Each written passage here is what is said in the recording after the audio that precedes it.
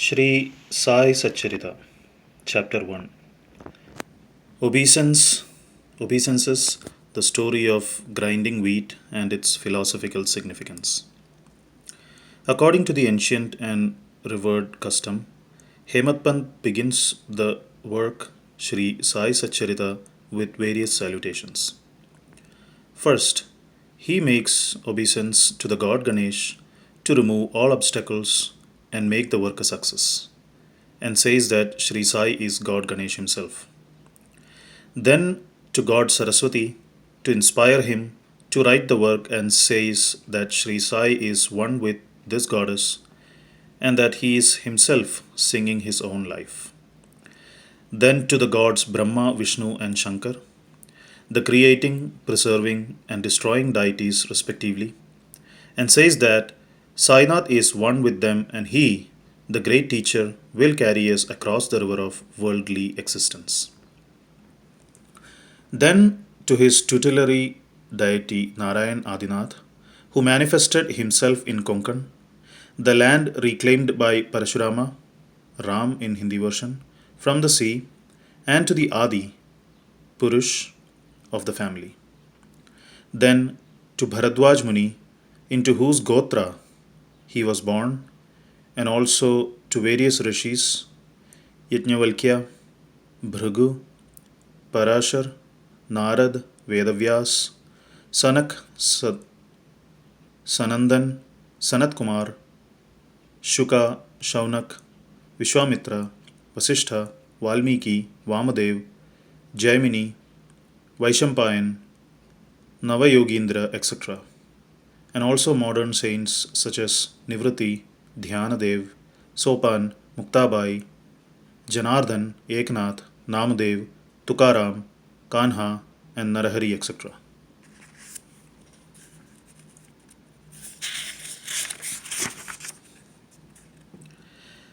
Then to his grandfather Sadashiv, father Raghunath, his mother, who left him in his infancy, to his paternal aunt, who brought him up, and to his loving elder brother. Then to the readers and praise to them to give their whole and undivided attention to his work. And lastly, to his Guru Sri Sainath, an incarnation of Sri Dattatreya, who is his sole refuge and who will make him realize that Brahma is the reality and the world an illusion, and incidentally to all beings in whom the Lord God dwells. After describing in brief the various modes of devotion according to Parashar, Vyasa, and Sandhilya, etc., the author goes on to relate the following story. It was some time after 1910 that I went on one fine morning to the masjid in Shirdi to have darshan of Sai Baba. I was wonderstruck to see the following phenomenon. After washing his mouth and face, Sai Baba began to make preparations for grinding wheat.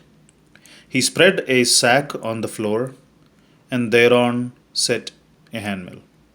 He took some quantity of wheat in a winnowing fan and then, drawing up the sleeves of his kafni robe and taking hold of the peg of the handmill, started grinding the wheat by putting a few handfuls of wheat in the upper opening of the mill and rotated it. I thought, what business Baba has with grinding of wheat, when he possessed nothing and stored nothing, and as he lived on alms. Some people who had come there thought likewise, but none had the courage to ask Baba what he was doing.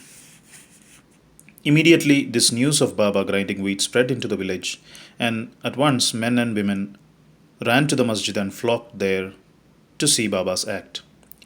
4 bold women from the crowd forced their way up and, pushing Baba aside, forcibly took the peg or handle into their hands and, singing Baba's Leelas, started grinding. At first, Baba was enraged, but on seeing the women's love and devotion, he was much pleased and began to smile. While they were grinding, they began to think that Baba had no house, no property, no children, none to look after, and he lived on alms, and therefore he did not require any wheat flour for making bread or roti. What will he do with this large quantity of flour? Perhaps, as Baba is very kind, he will distribute the flour amongst us. Thinking in this way, and while singing, they finished the grinding, and after putting the hand mill aside, they divided the flour into four portions and began to remove them by taking one portion per head. Baba, who was calm and quiet up till now, got wild and started abusing them, saying, "Ladies, have you gone mad? Whose father's property are you looting away? Have I borrowed any wheat from you so that you can safely take the flour? Now do this. Take the flour and throw it on the village borders." On hearing this, the women felt abashed and, whispering amongst themselves, went to the outskirts of the village and spread the flour, as directed by Baba. I asked the Shirdi people, what was this that Baba did? They replied that as cholera epidemic was spreading in the village, this was Baba's remedy for the same. It was not wheat that was ground, but cholera itself was ground to pieces and pushed out of the village. From this time onward, the cholera epidemic subsided and the people of the village were happy. I was much pleased to know all this, but at the same time my curiosity was also aroused. I began to ask myself, what earthly connection was there between the wheat flour and cholera? What was the causal relation between the two, and how to reconcile them? The incident seems to be inexplicable. I should write something on this and sing to my heart's content Baba's sweet Leelas. Thinking in this way about his Leela, my heart was filled with joy, and I was thus inspired to write Baba's life, the Sai Satcharita. As we know, as we know, with Baba's grace and blessings, this work was successfully accomplished. Philosophical significance of grinding.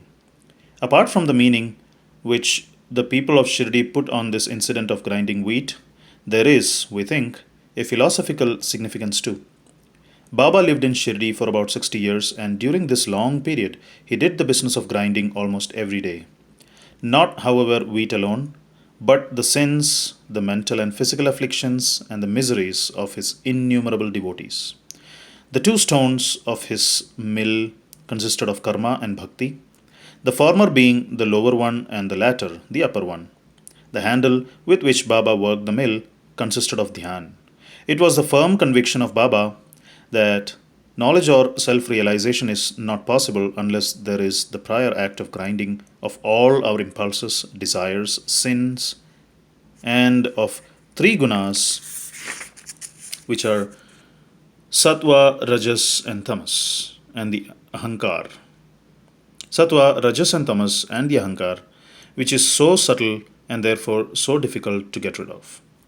This reminds us of a similar story of Kabir, who, seeing a woman grinding corn, said to his guru, Nipat Niranjan, I am weeping because I feel the agony of being crushed under this wheel of worldly existence, like the corn in the handmill. Nipat Niranjan replied, do not be afraid, hold fast to the handle of knowledge of this mill as I do, and do not wander far away from the same, but turn inward to the center, and you are sure to be saved. Bow to Sri Sai, peace be to all.